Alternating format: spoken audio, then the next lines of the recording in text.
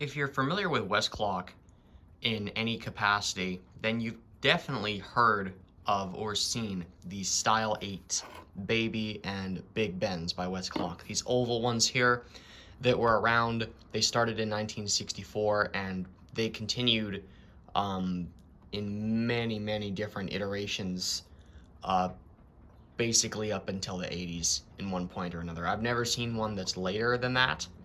I have seen them going, into the 70s and whatnot, but never past the 80s. So this thing got totally, I don't know, this is probably one of their most famous designs that they ever did.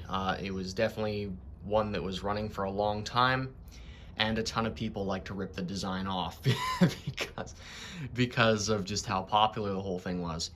The movement inside these things, the earlier ones are great. They are bolted together, they come apart, they are serviceable. They can be a bit finicky to work on, but they're really not half bad. And of course, there were earlier incarnations of this, starting in 1960 with the Style 7. There's a single key version of this movement. Usually this would have, I don't have a dual, oh wait, yes I do. I do have a dual key Style 7 handy, hold on. I guess this isn't technically a Style 7, but it was around during the same time. This is a Westclox Charmer. And to wind the alarm and time sides up, there are two springs in this thing, hence why you can see two different keys. I made a service on this clock already. I made a series on this one. I probably should do it again though, because this thing is experiencing some difficulties these days, so I'll probably have to pop this back open and work on it again. But yeah, Baby Ben's back in the day used to have a 2-key movement. That has a whole history on itself. And in 1960, they cheapened it down, and now they're running one mainspring to drive the time and alarm sides of this clock. And when the next style came around, they used a modified version of the movement, but same idea. One spring drives the time and the alarm. So, yep, that's the gist of that. I'll put this away. As I said, we'll check out what happened here exactly in another video. That's a story of its own. And as I said earlier, there's been a lot of discussion of Style 8s recently, both by wait, I don't think Pin Palette 20 has uploaded anything. I think the Watchworks uploaded a comparison video on Style 8s, which I have to see, link in the description. For his video, one of the clocks in this was the Westclox Baby Ben Fashion Bright Style 8, and these were a line of Style 8s, and there were Big Ben versions of them as well that came in different colors. There's a brown one, there's an avocado green, there was an orange red one, can't remember what the heck it was called, and there's also a blue one, and there might even be some other colors too, but I don't entirely know off the top of my head. This clock I've had for a while, haven't serviced it yet. It's got the original good old-fashioned Style 8 movement. It's got all the brass controls on the back. If we look at our brown one, well, first off, just holding this thing, it's lighter. The base is made of plastic. This has a metal base on this one. This is a plastic base, and if we flip it around, well, hold on, the controls are made of plastic. Well, I think you already know where this is going, guys. These later Style 8s, whether they be a Fashion Bright or not, were kind of dumbed down slowly. And one of the things that involved the dumbing down of the whole design, well, I say dumbing down, I mean, what would I even describe that as? Probably just cheapening, honestly. Let's just go with that. The cheapening of the design included plastic controls later on. I don't know what year this is from. It'll probably be stamped inside, so we'll have a look when we get there. But yeah, plastic controls, and unlike the previous iterations of it, including the Style 7, these guys are all bolted together. That's what holds the movements together in these things. That's what, you can tear them apart, you can service them, you can turn them into steampunk decorations and completely ruin them. The world is your oyster over here. These guys are actually riveted together, which really sucks because this is pretty decent still. And the plastic controls, I'm not really fond of those, but whatever. Yeah, my main gripe is the fact they're riveted together. And I think they started doing that because, first of all, it's cheaper than installing a thread, and it's also cheaper than, well, yeah, cheaper and faster than bolting these things together like they used to back in the day. And really, by the 1970s, no one was, I guess Westclox decided, you know what, guys, no one's been taking our clocks in to get serviced since like 1950. I think it's time to give up the ghost on the screws and washers and bolts or whatever else and just start riveting all our stuff together. And that's what they started doing. I think it was around 1970, shoot, what was the year? 1970, not 1970, probably around 74 or 75. For the flagship Style 8 alarm clocks, I think they started riveting them together at that point. The dollar watches were being riveted together by probably 1970 or 1971, something like that. The dollar watches got hit first, as far as I know, and then the actual flagship alarm clocks were next on the chopping block.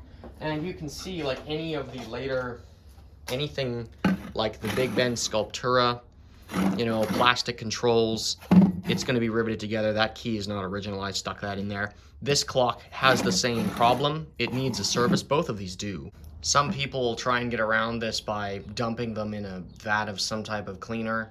I don't recommend that because, you know, there's all kinds of bits of dirt that hide in the pivot holes, which you'll see later, and things like that. It's just not a good way of cleaning stuff. It's never worked for me, and plus I don't even think it does a good job. So to get all the old dirt and crap out, it doesn't work. So yeah, these movements have to completely come apart, both of these, even though they're riveted together, if I want to do any maintenance on them. So that's what I'm going to do. I'm actually going to de-rivet this guy and install screws and all that fun stuff, install threads. I've got a tap and die set. We're all ready to go. As for the Big Ben Sculptura, which is arguably more popular than this guy, I think we'll probably do a series on that too. But as a first attempt to install screws and all that stuff in one of these cheaper, later Westclox, which are still decent, but, you know, they're lacking their serviceability feature, which no one utilized that anyway in the 70s, but it doesn't matter. Yeah, we're gonna work on this. These guys, I don't know, we'll probably do something with this one in some video, maybe this one, and I don't think we will on this one as of now. So anyway, let's get into it.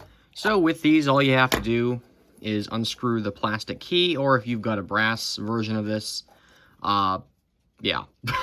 You can, if you have a brass like if your controls here are made of brass or steel or whatever, if they're made of metal, then you're all set. But if you are working on a plastic controlled version of this like I am, then you're gonna have some more of a complicated experience, which I know what I'm getting into here. But we're just, if you're doing this for the first time, just, I guess, wait till the entire series is through before making any advances in it. Okay, there's the bell off. Oh, awesome. It's got these stupid, more of this stupid stuff happening here. Great. I thought they'd have the bolts that the older versions have, but no, they don't have that. This base is also cracked because it's made of plastic. Excellent. This is going to be a challenge a little bit here to deal with, for sure. Yeah, that's going to be something. Okay. Now, we've got there's a piece of wire up there. You can see that. There's a piece of wire there. We need to get that out. Also, you can see that the movement is kind of just sort of running. And you may think, oh, Greg, why are you even doing anything if it works perfectly fine? Well, that's not how maintenance works. You don't wait till it's completely dead to, you know, go in there and do something about it. This has never been serviced ever at any point during its life. And a service in the clock world is cleaning and really wow, that was actually pretty easy. I expected more.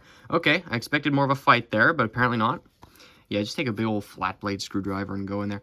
Anyway, yeah, servicing in the clock world, really, it should be done. I mean, it's debated how many years you should run a clock before completely dismantling the whole thing. cleaning it, putting it back together, and re-oiling it. That's and sorting out any other problems you can spot along the way. That's the basic idea of the whole thing. It's not as scary as it sounds, and yeah, for some reason this one's playing nice, so I guess it's okay. Yeah, just flat blade screwdriver, you get the idea. This has never been serviced ever, because it wasn't even meant to be, but that's okay. I don't care that it's just a consumer product that wasn't meant to even last this long, probably. We're going to go in here and we're going to do it anyway. Oh, and I know I'm downstairs in the basement right now, working on this thing, but beware. This thing has a, albeit a very late one, a luminous dial with radioactive numbers and hands. And what we're going to do is go out to the garage where I've got dust masks, gloves, and black paper, you know, a surface where I can work on this thing and not worry about radium going on the table or something like that. You know, that type of thing. Safety measures, that's what I'm on about. You can't really see it glowing there, but it was for about half a second with the camera light on. Yeah, these things, I'm not taking any risks. That's kind of the idea. I could probably get away with working on it right here, but I'm not doing that. As I gear up here with my dust mask and all that fun stuff, yeah, do your homework, really, on radium clocks. I know I've had, well, I constantly run into these things, and I have a whole area here set up just to deal with the dials and hands, because really, if you don't work on radium clocks, you kind of cut yourself out of a lot of the different designs and styles and whatnot, if that makes any sense. And obviously, I don't want to get cancer in the process, so we're going to do safety measures here. This wire just comes on out. There's a little slot that it fits into up there. We're going to put that back later. As I said, make sure you have a parts cup of some kind hanging around, you know, that type of thing. We're not working on the dial today. We're not repainting it or anything like that. Well, not that we would. Actually, would we? Maybe that's a subject for a future video. Yeah, this bezel just pops off. Put that back over there. This comes off, the crystal, and I'll just set that there. I wonder if I can just pull these off with my hand here. It doesn't look like it. Doesn't look like it wants to play nice today. Okay. Where is my piece of cardboard that I have for doing this particular job? Yeah, so these hands are press fit. So we just take a piece of cardboard with a kind of a V-shape cut in it. Take a screwdriver, and I'll also get a piece of, actually I can just use an old glove. Why not? I don't know how well you'll even be able to see any of this. I've done this better on other videos of mine. And then we just pry it off, kind of like that, except trying to be as gentle as we can, not to scratch anything up, and that's kind of why I use this extra layer of whatever. There's our hand. Lovely. Put that in its own parts cup. And the rest of these I should just be able to pull off with my fingers. Or, yep, there we go. There's our hour hand. If it doesn't come off like it did there, this one should come off really easy. There we go. If these somehow don't come off really easy like they are now, then you know that you'll have to just repeat that other method there. Oh, and great, the glue's coming off of here, so this is just falling right off. Okay, we'll have to fix that later. There's the dial pan, there's this. I'm just going to sit this here for now. You can see the glue. That is what is left of it. And this is all going back inside now because that should be radium free. So we've got all the luminous, anything that is potentially radioactive, we've just taken off. So now we can go back inside. And these screwdrivers, by the way, these stay out here. Like, these don't go back to my other screwdrivers or whatever. These are hand removing for luminous clock screwdrivers only, if that makes any sense. And this piece of black paper is here to see if any little dust particles or whatever come off. They should be super visible if they're right there. So anyway, that's that. So now we can go back in and we can continue with what we're doing. So yeah, that whole garage thing is just kind of a safety precaution here. You know, why take a risk when you don't have to? The dial pan usually comes off with the dial, but since the glue is just completely dead, you know, it decided to stay with all this other stuff. So we're just going to keep going here. Okay, we've got our tabs here. What the heck happened here? These are wacky tabs. Maybe someone was in here before. I don't know if someone... Okay, whatever. I'm not entirely sure if someone was in here now. It almost looks like there was. Either that or these are just how the late tabs are. I don't know. I'm trying to get that off. Come on. Okay, this will be a minute. Okay, dial tabs can be a nuisance sometimes. Not exactly sure what transpired there, but anyway. Okay, here we are. We've arrived at where we need to be. And we need to get these things out of here. So these things are just, I think these just pull off, as far as I know. Maybe they don't. These things are just a nuisance to everybody and anybody. Yeah, I don't know how exactly these are going to come off. Actually, I think I've just figured it out. They pry off, or should be, hopefully. Hopefully they do, I don't know. We're about to find out. There we go. Okay, so they do just pop off like that. Very cheap system there. That's pretty lame, if you ask me. That's kind of pathetic. Okay, there we go. Oh, there goes the other one. That probably took more time than it should have to find that, but anyway. Okay, we're where we need to be now. On the actual good versions of this clock, this, and this would all be bolts, but they're not. There's our movement. When are you from? Is this from 1980? Seriously? There's no way. I don't know about that. There's our date code, 880.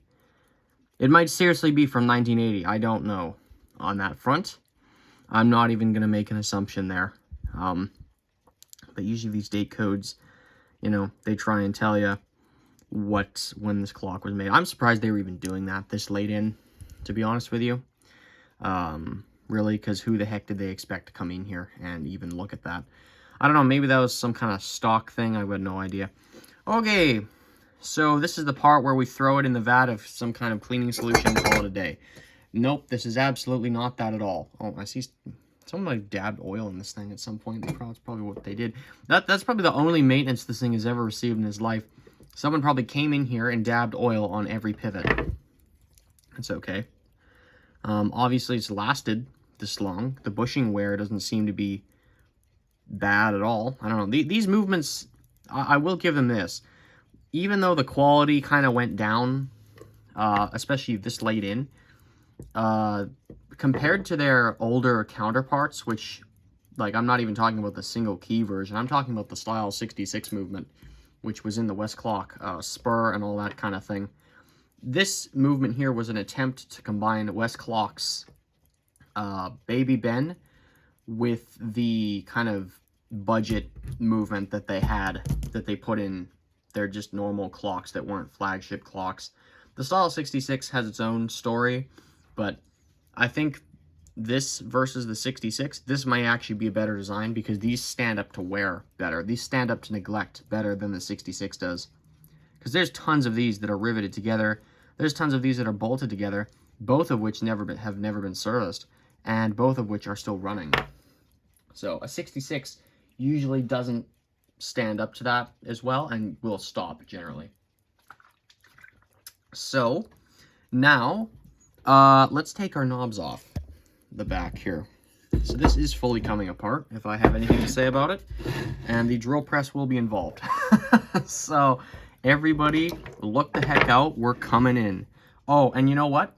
I think we'll just actually save that for the next part, but don't worry, it should be out fairly soon. Thank you guys for actually having the courage to click on this video, and also you're having the courage yourselves to even try this at any capacity, whether it be the bolted together version, the Style 7 version, which is made of brass, or this version, which is just kind of trash. But that's okay. Any version you have or want to work on, I'll try and, you know, this will be the main one, but if I think of anything that is important for the other versions, then I'll probably point it out. Anyways, guys, I'll see you in the next video.